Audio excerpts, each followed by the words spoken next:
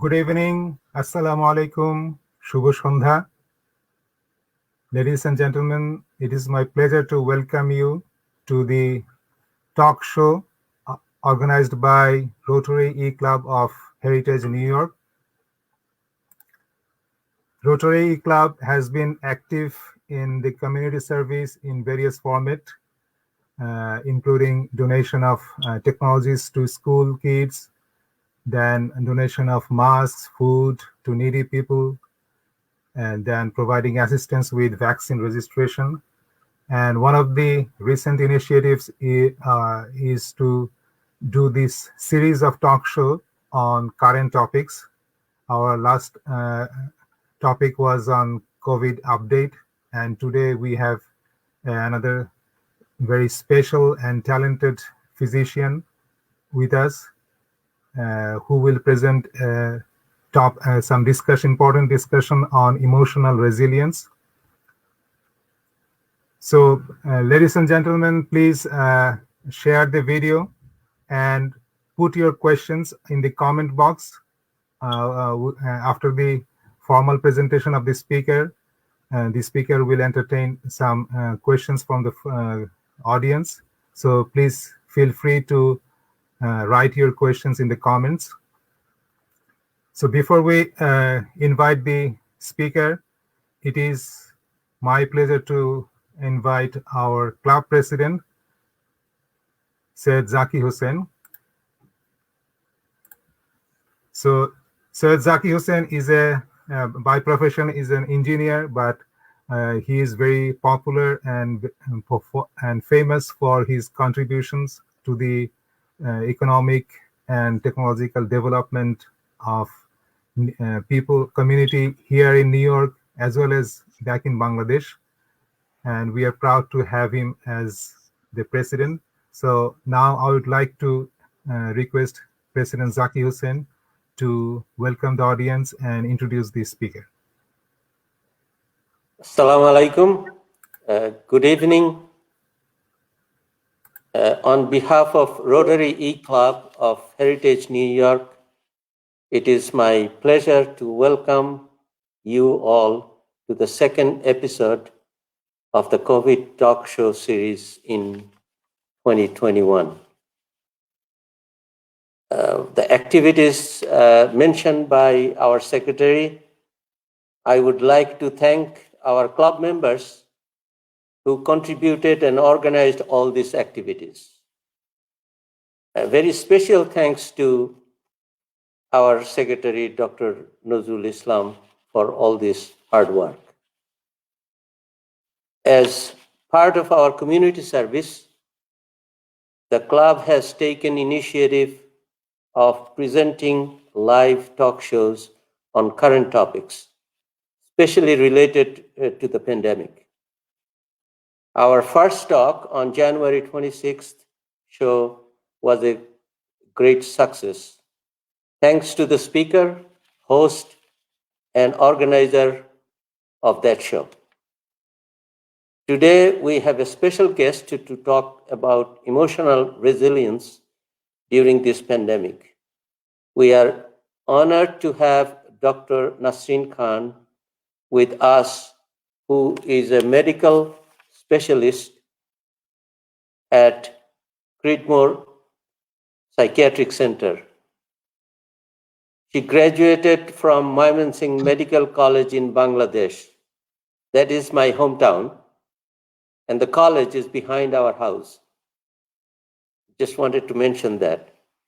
And then completed her residency at Brookdale University Hospital in internal medicine and at Kingsbrook Jewish Hospital in physical medicine and rehabilitation.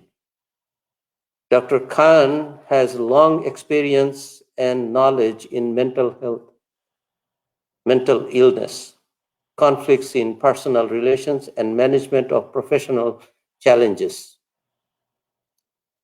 She also is an artist. She does paintings and design jewelries and also a social worker. Hope we will learn some great skills from Dr. Khan on how to develop emotional resilience and manage the current challenges in our lives. It is my privilege to invite Dr. Nasrin Khan to give her presentation. Thank you and take care.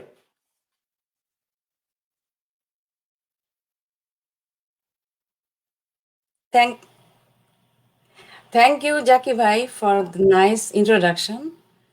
And thank you, Dr. Nazrul Islam. Special thanks to Naju Bhabi, our all favorite Naju Bhabi, to give me this opportunity to talk today. Actually, as Jaki Bhai said that I am actually a medical specialist. I'm not a psychiatrist, but I work in a psychiatric center. And because I work in the psychiatric center and I recently actually obtained an online certificate on life coach and health coach. So I have experience on working with the mental patients, mental illness. But life coach is actually manages the stress of regular people like all of us. So today I am going to talk about emotional resilience. Why did I pick up this topic? Because I'm sure everyone during this pandemic situation is struggling how to cope with the stress, with this stress. Although emotional resilience is a very broad topic, but I thought if I could give some few tools how to deal with the stress in general, that might help all of you how to handle or cope with this specific stress. And I will start with two stories. One is emotional resilient stories, another one is non-resilient stories. So it's always better to listen to the story first because otherwise you will get bored. So I thought I will start with the stories. So let me start my presentation.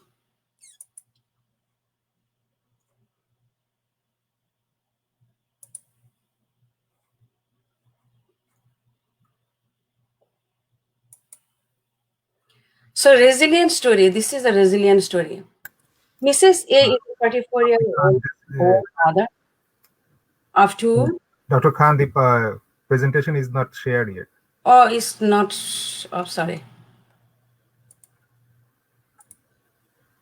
Okay. Share. Is it showing now? No, not yet. Share screen.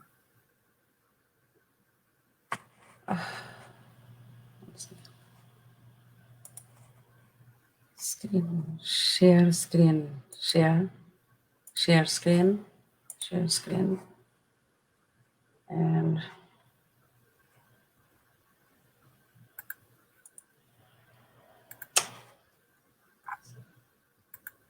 I'm sorry for the.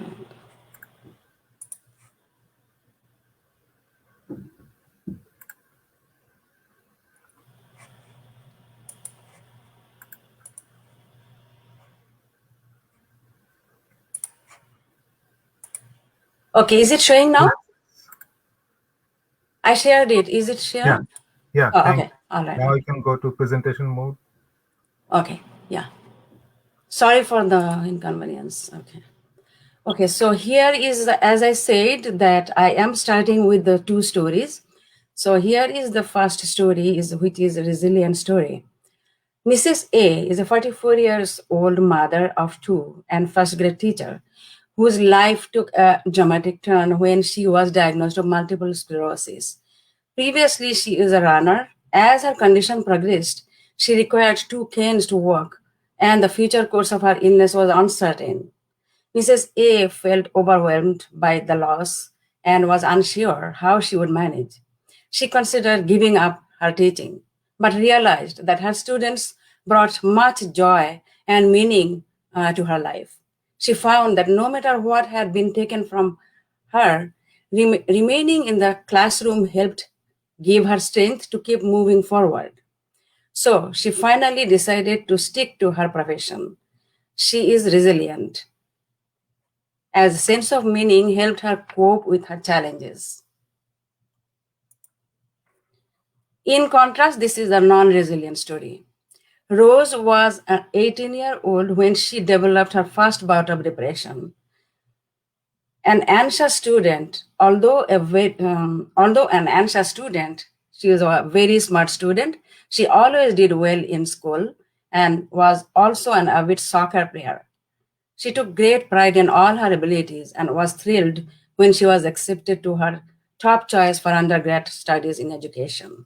In her first trimester, though, she struggled socially, not finding a friend group that worked for her, and she became more and more isolated. She told herself that she didn't have the right social skills to be as popular as others and blamed herself for the sense of depression she was feeling. She withdrew from social life and spiraled down. Engulfed in despair, she stopped attending classes, then dropped out and moved back in with her parents. So, this is a non resilient story. On this slide, who is resilient? You can see on the left side of the slide, this person is resilient because he is standing up. And the right side, this person is falling, repeatedly falling. So he is non-resilient. What is emotional resilience? I mean, what is resilience? When you think of resilience, you may think of a rubber band bouncing back to normal after being stretched apart. Or perhaps you envision something like a willow tree bending in a strong wind but not breaking. There are These are relevant images, but in fact, resilience is something more than being able to bend or bounce back. Resilience is a well of inner resources that allows you to weather the difficulties and challenges you encounter without unnecessary mental, emotional, or physical distress. Resilience is a renewable strength that lies within us, upon which we can draw to provide what we need to meet the challenges we face. Why it is called renewable strength? Because you can renew the strength. You don't like run out of your strength. If you are strong enough, you always would feel like that you have the strength and which is renewable, always fresh. Emotional resilience is collection of skills, characteristics, habits, and outlook that make it possible to remain maximally flexible and fresh in the face of stress. This is resilience. What is resilience? As I described, it's emotional resilience is the ability to bounce back emotionally after experiencing distress. Stress is a fact of life. You can't avoid everywhere and all the time. Added to this everyday stress, there are extraordinary events such as death, serious illnesses, social upheavals that often occur randomly and without warning, and natural disasters like this COVID pandemic. It is easy to become frustrated by the great number of pressures that consume us on any given day. Stress can overwhelm our defenses despite our best efforts of coping. In the short term, we might lose our temper, our blood pressure might soar, and we may even feel sick to our stomachs. Over the long term, cumulative nature of stress may even contribute to medical problems long after stressful events have passed. For example, unresolved stressful feelings of anger, hostility, and aggression appear to be linked with heart disease and atherosclerosis because there is like all like burst of cortisol release, and cortisol is stress hormone.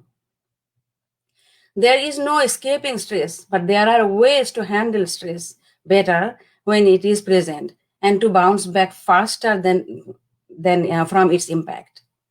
To be emotionally resilient means to be able to spring back emotionally after suffering through difficult and stressful times in one's life.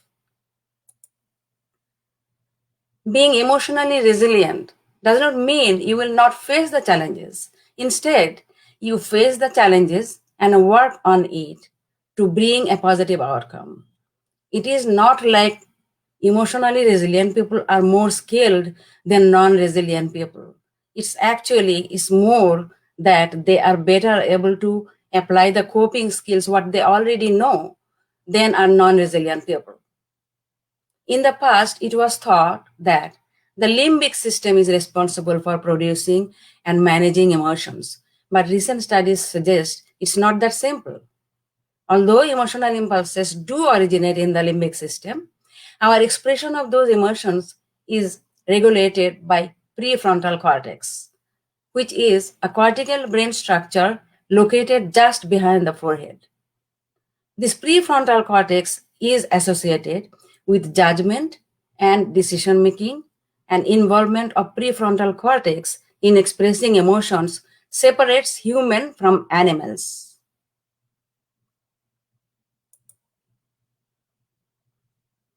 You can rewire your brain. When you talk about building resilience, we are really talking about strengthening the brain's most effective ways of managing stress and responding to threats, and it can be done. Brain has an amazing ability to change its ways. All you need are the right tools to harness your brain's learning power. Let us discuss how it is done by exploring what our nervous system does behind the scene when we are exposed to stress. Fight, flight, and freeze response. What it is? Our brain and body have a complex system for reacting to threat and danger. When there is stressful stimulus, our sensory system, like eyes, ears, nose, mouth, skin, sends signal to a part of brain called amygdala. Amygdala is it's also called fear and alarm center, which is an almond-shaped substance located between cerebral hemispheres. This part activates the sympathetic nervous system and focuses on reacting to danger, triggering physiologic responses all over the body that enable us to fight, flee, or freeze until danger has passed. This response is necessary for survival, for saving ourselves from dangerous situations, but often it causes more harm than good. Why? Because our brain is not great at distinguishing between a physical threat and a psychological one, emotional one. All triggers can activate sympathetic nervous system and can be hyperactive through this fight, flight, and freeze response. Over time, anxiety develops linked to situations, thoughts, and memories that are unrelated to genuine sources of danger, as this part of brain cannot differentiate between physical threat and emotional threat. Next comes resilience into play. When amygdala is activated by these triggers, at the same time, these also activate prefrontal cortex, which is responsible for resilience, as I described. Because this part of brain is involved in complex thought, expression of personality, decision making, and moderating social behavior. I just like said in the previous slide that presence of prefrontal cortex actually differentiates between us human beings from animals. Why? Animals cannot decide. They don't have prefrontal cortex. So before they react, they don't make any judgment. They don't have a prefrontal cortex. So they cannot decide. So if they are scared, either they will hide, they will run away, hide, or aggravate. When human being actually decides before they react.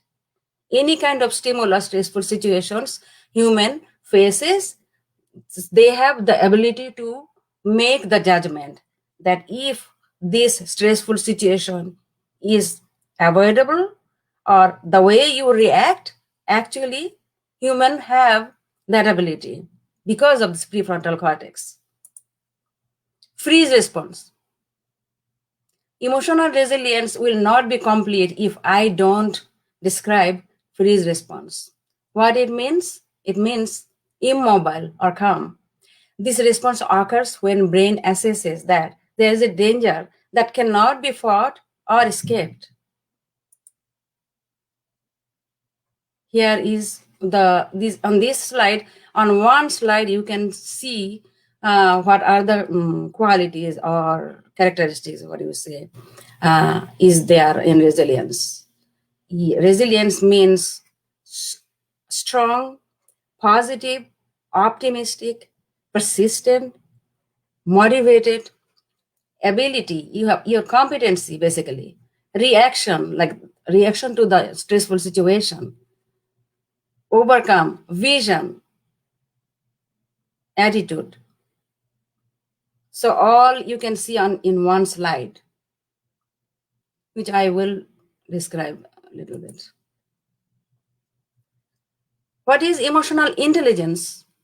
Emotional intelligence can be defined as your ability to use your emotions intelligently and appropriately in different situations, combined with your ability to use emotions to make yourself more intelligent overall. People who are highly emotionally intelligent tend to be highly emotionally resilient. So, emotionally intelligent means emotionally resilient. In order to become more emotionally intelligent, it is necessary to develop following 5 skills. Self-awareness. It's the ability to recognize feelings while they are happening.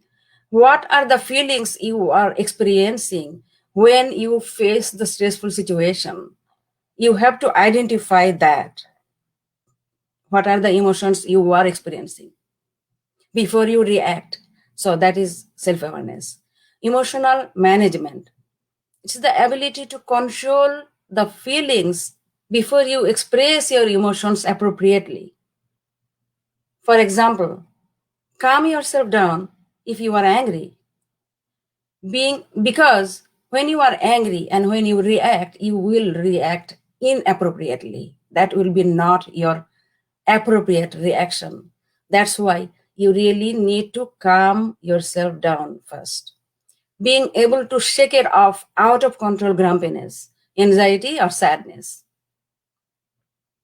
Self-motivation, to keep actions goal-directed, even though when you are distracted by emotions.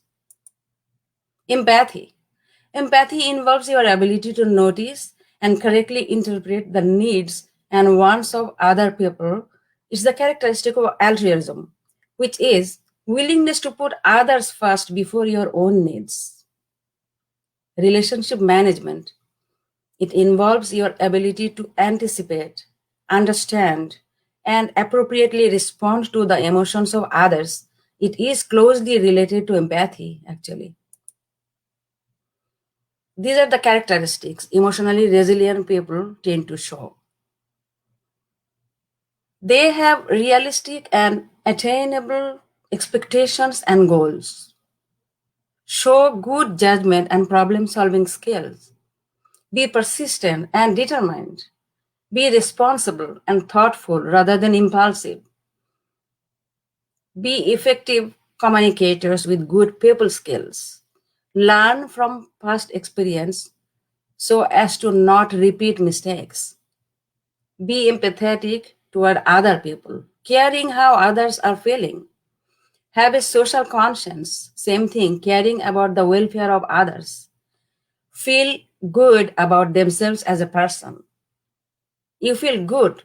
Always have positive mindset. Try to appreciate yourself. Have compassion. Feel like they are in control of their lives. If you are resilient, emotionally resilient, it's the life is under your control. You feel like that. Be optimistic rather than pessimistic. Optimistic means you see good on every situation. Pessimistic is actually right, just opposite. Just fear for the worst. So on this slide, you can see the resilience qualities. It's very little handwrite. I don't know, like if you can see that is like resilience is spirituality, coping, optimism, as I said, the sense of humor. I think even I can see, I cannot even read. And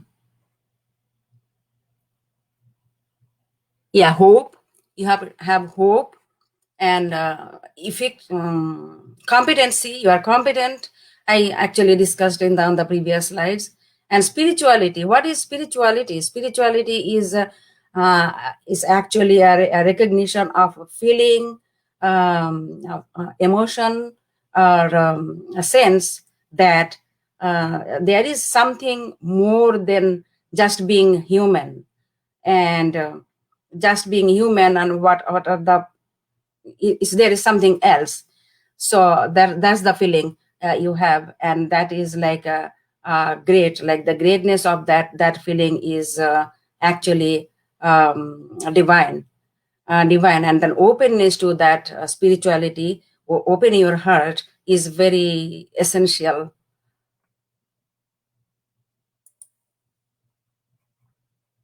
So let me discuss on these following sections. We will actually uncover how emotional resilience varies from person to person, and what are the ways we can strengthen the power to bounce back from adversities. Emotional resilience is not about winning the battle. It is the strength to power through the storm and still keep the sail steady. Living in the era of the technological revolution, every 10 years we adapt to changes that never existed in our life before. From rigorous digitalization to 24/7 social media influence, from the changing professions to adapting with ways of Gen Y. Gen Y or millennials were born between 1981 and 1994-6.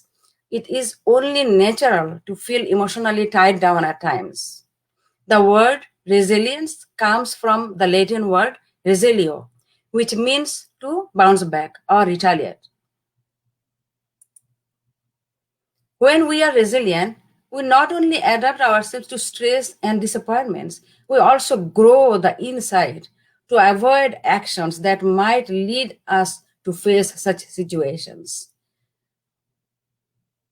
On this following example, Mr. A is a computer engineer, a dependable worker, a loving husband, and a great manager. Mr. A starts his work on time and is focused. He is keen to learn from his mistakes, never procrastinates, and therefore never fails a deadline to get escalated like many of his friends do. He is happy for what he has been able to achieve so far. Mr. A is emotionally resilient. Building emotional resilience includes building self acceptance. Accept who you are. Don't criticize yourself. Improving stress management strategies. Building self esteem. Again, self confidence. Be confident about yourself. You can do anything. You can face the challenges. Being mindful and focused on the present is very important. Expressing emotions wisely. choosing to react to stress in a way that won't harm the self or those around you.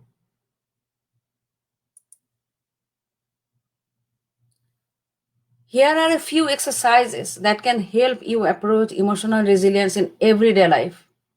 Whether or not you are combating and undergoing some toxic stress, these simple day-to-day activities are useful tools for strengthening your resilience. Secret of health for both mind and body is not to mourn for the past, worry about the future, or anticipate troubles, but to live in the present moment wisely and honestly. Try to learn how to live in the present moment. Don't worry too much. Don't be sad. Don't feel sad thinking about past, or don't worry about the future. Exercise number 1. Set aside some minutes to list only 5 thoughts that are currently bothering you. Write them down on a piece of paper, like make a journal, weekly journal basically, or in your device notebook. Beside the column where you have listed the negative thoughts, try replacing them with the positive ones. For example, I am having a tough time handling my finances. It can be replaced by, let me try some financial guidance from friends and family. Simply by replacing the thought on paper, you can see how things can actually be perceived differently. So here are the examples of negative thoughts and alternative positive thoughts. Negative thoughts. This shall never pass. An alternative positive thought is, I have seen worse time passing. Negative thought, I am losing my hold on life. Positive thought, I can get back the control.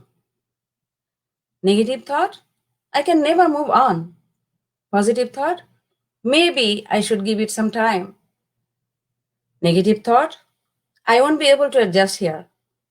Positive thought, let me try to be friends with some people here. Negative thought, better to stay quiet. Let them judge me. Positive thought, it is worth giving a try.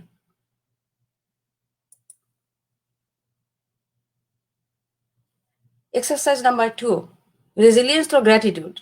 Gratitude is one of the most powerful emotions that we are capable of developing. Everyone can develop that. When we learn to appreciate what we have rather than complaining and stressing about what we don't have or what we lost, we are already more resilient than before. I know during this COVID pandemic, we have lost many of our loved one, friends, family, and it is very hard. I understand it's very hard to forget forget them basically, but still we can uh, stop thinking about like those stressful moments and move on, because we are living and we have to move on, and why not like be alive with a positive thought. Gratitude is all about stop, look, and go. Rust is a name of monk, great author and a great teacher who wrote actually about gratitude. Lack of gratitude stops us from moving forward and brings down our strength to recoil. We can keep a gratitude journal where we list everything that we are thankful for, even during times of stress. Filling in the columns of the journal will be a gentle reminder to ourselves of all the good things in life. A weekly journal can look something like this. On this slide, you can see Monday through Sunday. So you will actually write it down on the journal. So first thing is, I am grateful to things I have that many people don't. 5 goals that I accomplished this week. 5 people who made me happy this week. To my family, because 5 good things that have happened to me this week, and note to self. Exercise 3, resilience through self-awareness.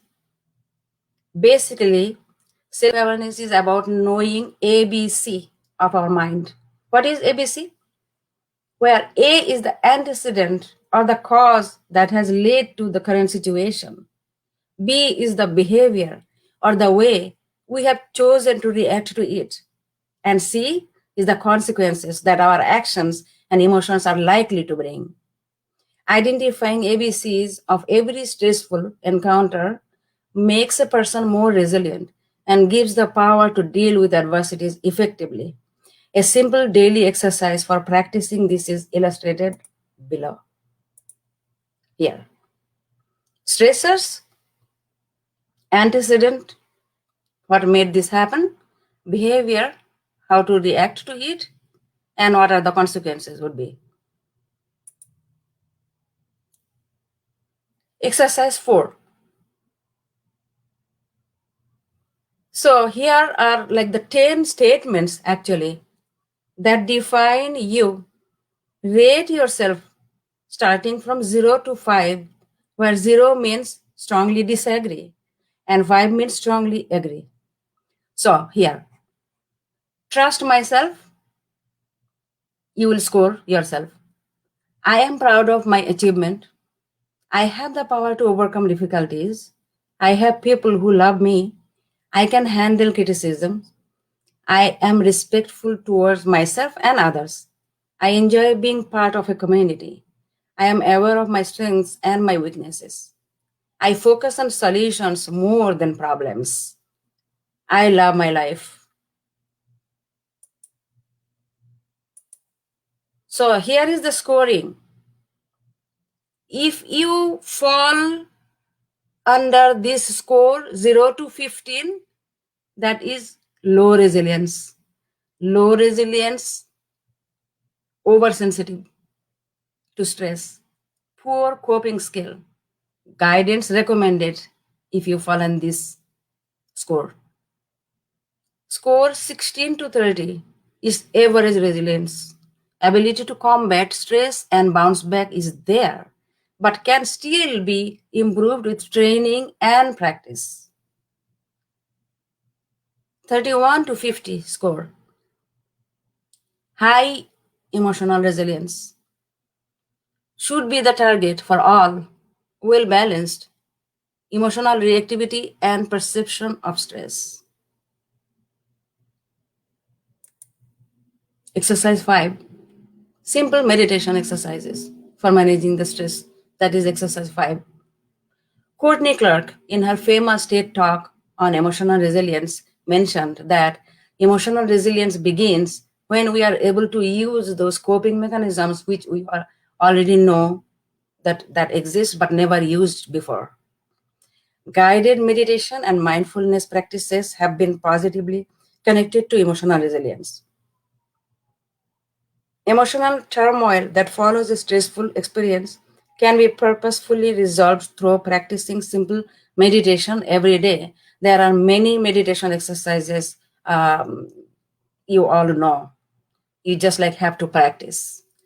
Just like taking deep breath is a meditation. For 5 to 10 minutes, you just like focus on your breathing status, deep breath, thinking of nothing, just like take a deep breath for 5 to 10 minutes every day. If you can take that time and do focus on your breathing, that you are already resilient. Developing emotional resilience. Developing emotional resilience is a matter of being aware of our inner potentials. The only thing that differentiates an emotionally resilient and an emotionally fragile person is the way the former chooses to respond. Emotional resilience does not mean that stress won't affect us or losses won't depress us. It only implies that we still have the vision to stand up right back and keep moving ahead. Simple ways to develop resilience. Be assertive. Replace negative thoughts with positive ones. Maintain a healthy lifestyle. Diet and exercise regular. You keep hearing about this a lot. Everyone talks about diet and exercise, diet and exercise. But the matter is who actually follows. You have to be motivated to keep the healthy lifestyle. Communicate often. Accept feedback and criticism. Some people are very sensitive, they cannot take the criticism. But if you have the mindset to take the criticism, you always can improve. Relax and breathe. Meditate often. Practice deep breathing when you feel burnt out. Wander in the wilderness once in a while. Appreciate nature. Oh, yes. If you love nature, you are already resilient.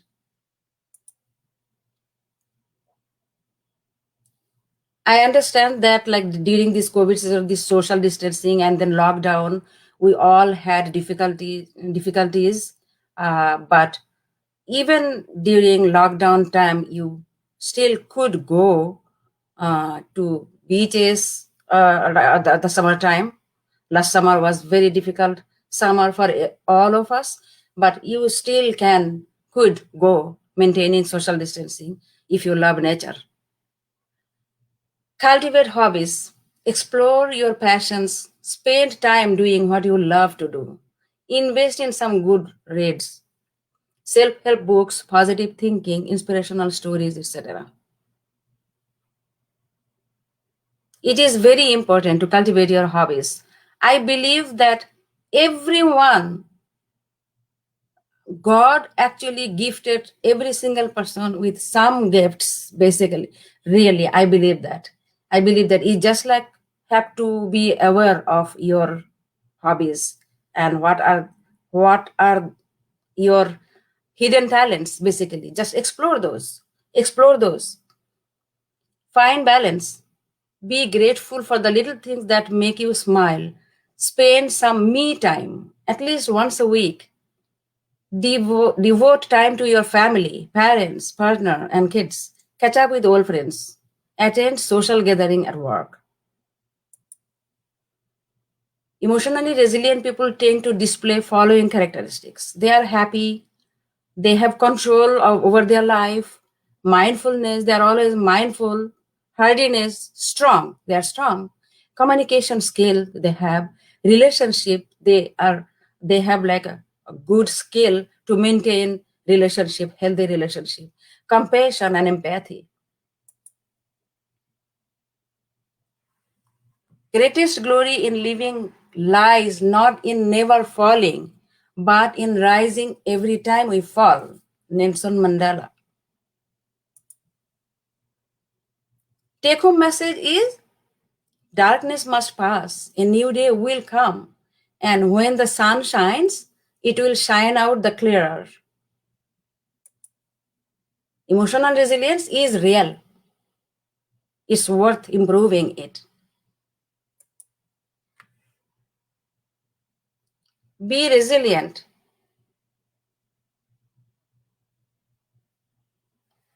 Be resilient. Be happy. Create the life you deserve. You can do it.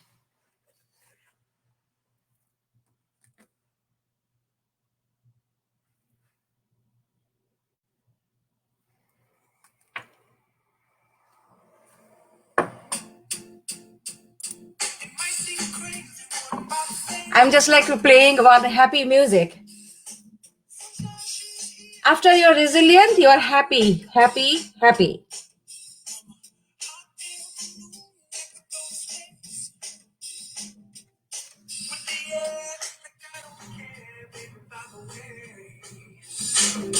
Because I'm happy, I'm alone.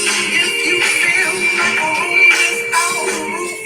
Because I'm happy, I'm alone. If you feel like happiness is the truth. Because I'm happy, I'm alone. If you feel like happiness is for you. Because I'm happy, I'm alone. If you feel like that's what you want. Thank you. Thank you for listening to me. Any question you have, you can ask now.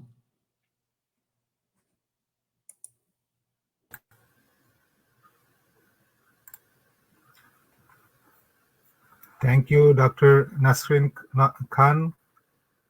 It was awesome presentation, and our Thank you. audience are highly excited about the presentation. They get motivated by your different exercises. We are receiving lots of appreciation. So thank you so much for not only giving a nice presentation, also to encourage our audience, because especially during this pandemic time, we need some strength, emotional motivation to stay on the right track, fight the pandemic. So there are a couple of questions. I'll try to present some of them. One question is from Anik Rahman, that emotional resilience vary from human being to animal, but within human being, why does it vary? What are the parameters? Can you repeat the question again? Uh, my question is why resilience differ in human being from one person. Oh, one person to another person. Okay, yeah. So thank you for asking this question, Anik Rahman. So of course, like as I on my presentation, I described that the animal don't have prefrontal cortex, right? So animal, they would always respond like same basically, but human being, they have a prefrontal cortex, and then prefrontal cortex obviously is not thus will not work like similar way on everybody, because the all human being actually are created by God, and differently. So from top to bottom, like the brain is also not everyone's brain is not the same. So the prefrontal cortex also will not be the same on everybody, right? So the some person will have good coping skill, will have all the characteristics of what you need to be emotionally resilient, but and others will not have. And as you if you remember the slides that when the score, right, the scoring, like when you fall into like the scoring, like up to 60 days, you are like really you need help, right? But most of the people, actually, I believe the average human who are not suffering from mental illness fall into those average score. They are good in to be resilient, but not good enough to cope with the stress. So they would need some kind of like a social support, basically, maybe from family or friends, not the professional one, probably. Uh, but the with the below low score, they would need professional help, meaning they would need the help of psychiatrist. But the average people like us, basically majority of us, we are pretty good in handling the stress, but still we would need like some support, and that's why we have the family and friends support. I don't know if I was able to answer your question appropriately, because it varies from person to person, because we human being were created by God differently. So as the prefrontal cortex is a part of brain, so brain, not everyone's brain is the same. Yeah, thank you. I think you answered the question. He has another question. I think a lot of our audience have concerns about their kids, young people, young generation, especially during this pandemic. They are stuck at home. They are missing a lot of things. So, how should we help them build their resilience? How should the children, young kids face the situation, develop their resilience to overcome the stress? Okay. Thank you again. I just like want to tell you that the children, right? Like the when they are very young, they are growing age, right? So because of this pandemic, any kind of like sudden stress, children don't understand that, right? So children's growth doesn't stop, right? So as a parent, it is your responsibility to give them the same support what they would get in school. Meaning, you as a parent, you have to take the role as a both parent and teacher, because you cannot provide them the appropriate environment, which is homeschooling. The lot of kids that are homeschooling. But so then as a parent, you can teach them, like the kids, most of the kids now, they already know the technology, right? So use the computer class, and then give them time. Giving quality time is most important, because during this stressful time, the kids also go through the stress, because they understand that they understand the situation. They probably don't understand what is the cause of stress, but they understand that there is tension going on the environment. So you have to actually always give them, play with them, quality time.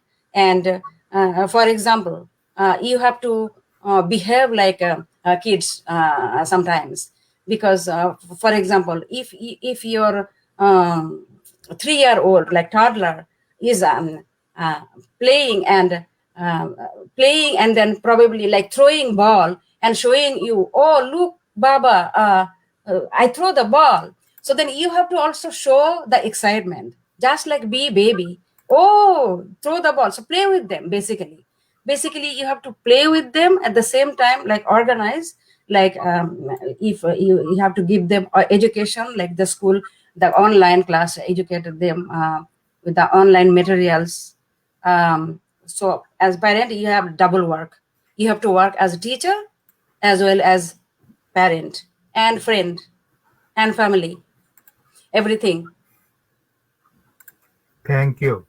I'm sure our audience will uh, take your advice. Now, in that relation connection, I would like to ask you about the elderly people. A lot of Mm-hmm. us have parents or elder people who are not used to this technology. So nowadays, we young generation are overcoming this pandemic only by using technology. But what do you have advice for the elderly people? Okay. Yes. So a good question. Very good question. This is a very important question, actually, and especially the elderly people, and especially immigrant who have like language barrier, especially they are facing the so many challenges along with the language problems. So, but most of the elderly, I'm thinking that they are not like staying home alone. So they have the family who are actually like the younger kids, and who are technologically expert. So the other family members actually will have to take the charge to support them, and get educated technologically about, like, especially this COVID and education. So get themselves educated, and after getting education themselves, they will need to educate the elderly family member. First of all, of course, safety. You have to maintain safety, but then you have to educate with your own language, and whatever language the elderly understand, because technologically, of course, they have like difficulty.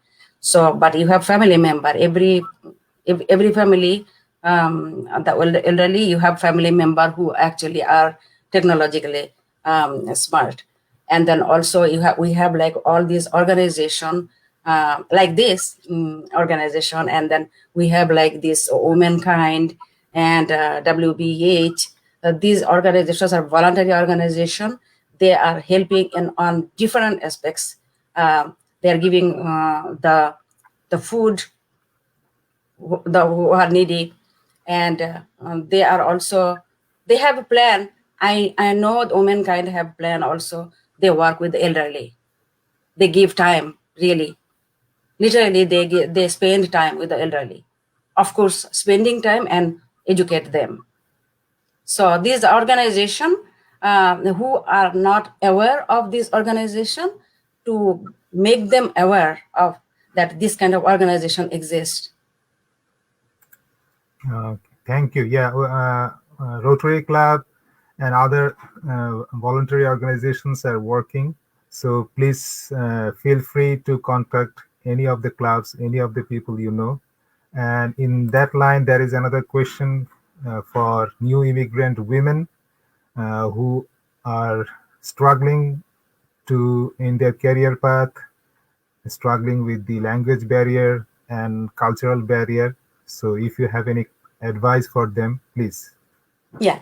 So the same, I think, when I answered for the elderly, it is actually, I will start with the same important one is education. Of course, education is first. And for women, I understand that especially immigrant with language barrier, at the women, there are lots of women actually lost their job too, because especially the immigrant women who used to, most of the time they have this job who they go to, like probably babysit or house cleaning or home health aid, which stopped during this pandemic time. We all know which stopped. But what we can do, that we can educate them, that don't feel like scared or like fearful, because they probably are like very scared that how they will run the family, because most of the families actually women were working too to support the family. So how will they pay their rent? How will they, they lost their jobs? So they are very fearful. So to give them support, like make them aware, again make them aware of these, tell them that talk to your the landlord. Probably like I have heard that during this pandemic time, a lot of landlords excuse their rent to the tenants. So make them aware of that, and talk to your neighbor, that like if they can be, they can help something with that. And also, most importantly, healthcare worker, primary care physician. I have I this during this pandemic time, this all primary care physicians are working wonderful. Really, they are amazing, amazing, amazing people. Really, private practice, even after suffering themselves of COVID, and right after recovering, they just like started their practice, either teleconference or telemedicine, or in the clinic personally they are going. And in every private medical office and in hospital, of course, they have different services like social worker, and then the different services where they can educate these people, all the immigrants. And the language barrier, what I'm saying, that these women with language barrier, they can be also educated with different languages interpreted. We have the language interpreter. And before I said already that WBH, Womankind, I am personally working with this both organization, and this both organization have language interpreter. Actually, I interpreted personally a couple of times for them, for Bengali client. So we have to, education is the main thing. We have to make them aware that there are lots of help you can get. Thank you. I think one last question is the extreme case of emotion stress is the suicidal tendency, though it is not prominent in our Bangladeshi community, but it is growing. In fact, last year we lost one of our close friend. So how to, especially in this pandemic, when we see around us our family members, friends are passing away, so how we can cope up with this situation? So this is a very important question. It's a very important question. You said, Dr. Nazrul Islam, you said that in it, although it's not very common in our community, but it's not that it's not common. It's actually It is growing. lack of awareness. It's actually lack of awareness. There are many Bangladeshi kids, especially kids, are going through stress, and they are actually embarrassed to expose themselves, basically. So this is where the problem is, and especially during this COVID, of course, as you said, is definitely stressful, extra stress for them. So the kids who already were kind of like mentally fragile, they will definitely go through the bouts of depression now. So now how to deal with that? First, as I said, the kids are reluctant to share their feelings with the parents. So whose main role is here? Parents. Do not ignore if your kids are going through some emotional problems. Do not ignore or do not feel embarrassed to get professional help. So how would you know that they are going through stress? You have to be smart, definitely, because what are the signs and symptoms? Although I'm not a psychiatrist, but I work in a psychiatric hospital, so I know some of the signs and symptoms, and from my colleagues also, who are the psychiatrists special. So they are the signs and symptoms of depression is they would always feel like, what as a parent, what you can see, you can notice that they're always low down. They never smile. Even you have reason to smile, they don't smile. They don't feel happy ever. Even you try to make them happy or like get them involved in like any kind of entertainment, they will not. And probably sometimes they will express that I am the most like unhappy person ever in this world. No one loves me. I don't feel right. I want to. Sometimes they might mention, I just like want to die. They will say sometimes, I just want to die. So in our culture, Dr. Nazrul Islam, as you said, that we don't have like that much, but we do. We really do have, but we don't. We feel, as I said, we feel embarrassed to even express. Like our kids, even though they feel terribly sad inside, they will not tell their parents that I want to die.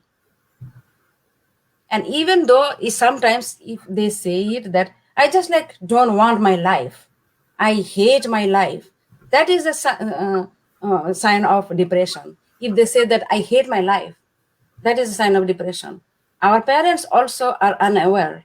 They kind of like um, overlook that.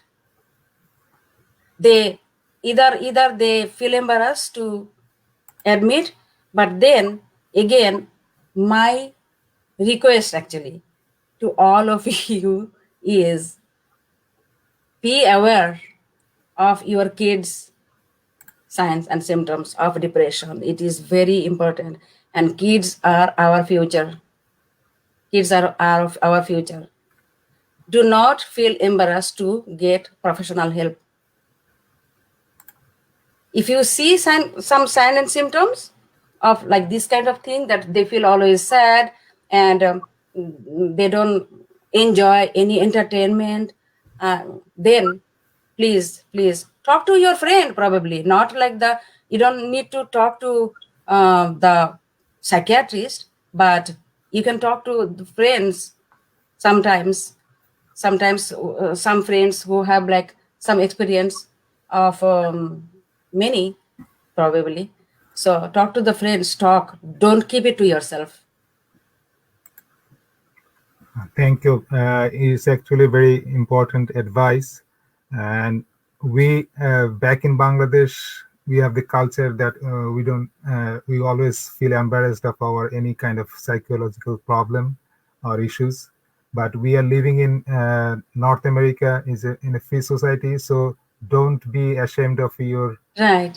family members, society, community, what they feel. If you have any issue, please feel free to take advice and discuss with an expert. Uh, Dr. Nasrin Khan, it has been an amazing time, and I'm sure our audience have a lot more questions. So thank you so much for your time and a wonderful presentation. And Thank you so much. Thank you for having me. I we are feel honored to It present. is our pleasure to have you, and our show was very successful because of your wonderful presentation. And dear audience, I'm sure you will have more questions or more things to ask Dr. Khan. So feel free to contact us at the Rotary E-Club. Then we will connect you with Dr. Nasrin Khan with your questions and comments. Dr. Nasrin Khan, once again, thank you so much. Have a wonderful time and be great, helpful to our community as you have been doing. We are proud of you and your accomplishments. Thank you so much. Again, I feel honored to be here today. Thank Tonight. you. So, dear audience, that with that we will like to conclude this talk show. Our next talk show will be on healthcare. So stay tuned with Rotary Club. And until then, have a wonderful time. Stay safe. Follow all the uh, health regulations because COVID is not over yet. And try to register for vaccine if you have not received yet. So hope you have a safe life, wonderful time with your family and friends, and be emotionally resilient and be strong to overcome any situation like pandemic. Thank you so much. Have a wonderful evening and good night.